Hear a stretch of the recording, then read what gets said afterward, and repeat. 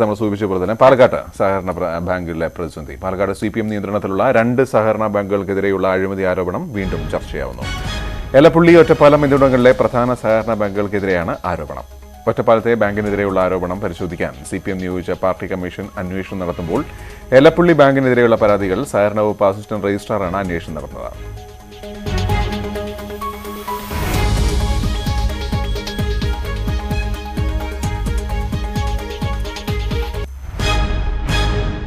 ഒറ്റപ്പാലം ബാങ്കിലെ computerisation, ATM സ്ഥാപിക്കൽ തുടങ്ങി ബാങ്കിന്റെ വികസന പ്രവർത്തനങ്ങളിൽ ക്രമക്കേട് നടന്നുവെന്നാണ് പരാതി. കൂടിയ തുകയ്ക്ക് കരാറുകൾ നൽകിയെന്നാണ് ആരോപണം. ചില പണമിടപാടുകളിലും ക്രമക്കേട് നടന്നുവെന്ന് പരാതിയുണ്ട്. ബാങ്ക് ഭരണസമിതിയിലെ അംഗങ്ങളിൽ ചിലർ CPM സംസ്ഥാന നേതൃത്വത്തിന് പരാതി നൽകിയതിനെ തുടർന്ന് ഇക്കാര്യങ്ങൾ പരിശോധിക്കാൻ CPM ജില്ലാ സെക്രട്ടേറിയറ്റ് അംഗങ്ങളായ V. ചെന്താമരാക്ഷൻ, CK ചാമുണ്ണി എന്നിവരടങ്ങിയ 2 അംഗ കമ്മീഷനെ നിയോഗിച്ചിട്ടുണ്ട്. എലപ്പുള്ളി സർവീസ് സഹകരണ ബാങ്കിനെതിരെയാണ് മറ്റൊരു പരാതി. ബാങ്ക് ഭരണസമിതിയുടെ മുൻകൂർ അനുമതിയില്ലാതെ നടത്തിയ പ്രവർത്തനങ്ങളിൽ ക്രമക്കേടുണ്ടെന്നാണ് മഹേഷ് എന്നയാൾ നൽകിയ പരാതി.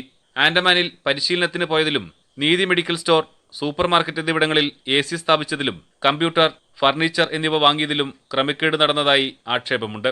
ഇതിനു പുറമെ ഓഫീസ് കെട്ടിടം നിർമ്മിക്കാനായി നിശ്ചയിച്ചതിനേക്കാൾ 3 ഇരട്ടി തുക ചെലവഴിച്ചതായും ആരോപണമുയർന്നു.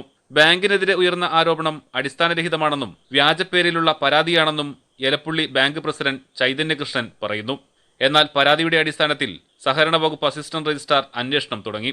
കണ്ണമ്പ്രയിൽ സഹകരണ ബാങ്കുകളുടെ കൺസോർഷ്യം നടപ്പിലാക്കുന്ന റൈസ് മില്ലിനായി സ്ഥലം ഏറ്റെടുത്തതിലെ അഴിമതി ആരോപണവും CPM പാർട്ടി കമ്മീഷൻ അന്വേഷിക്കുന്നുണ്ട്. സഹകരണ ബാങ്കുകളെക്കുറിച്ചുള്ള പരാതികളെക്കുറിച്ച് പാർട്ടി അന്വേഷണം നടത്തുന്നുണ്ട് എന്ന പ്രചാരണം അടിസ്ഥാനരഹിതമാണെന്നാണ് CPM ജില്ലാ നേതൃത്വം വ്യക്തമാക്കുന്നത്. എന്നാൽ ജില്ലയിലെ പ്രധാന സഹകരണ ബാങ്കുകൾക്കെതിരെ ആരോപണം ഉയർന്നത് CPM-നുള്ളിൽ ഭിന്നതയ്ക്ക് കാരണമായിട്ടുണ്ട്. പ്രസാദ് ഉടുമ്പിശ്ശേരി, News 18, പാലക്കാട്.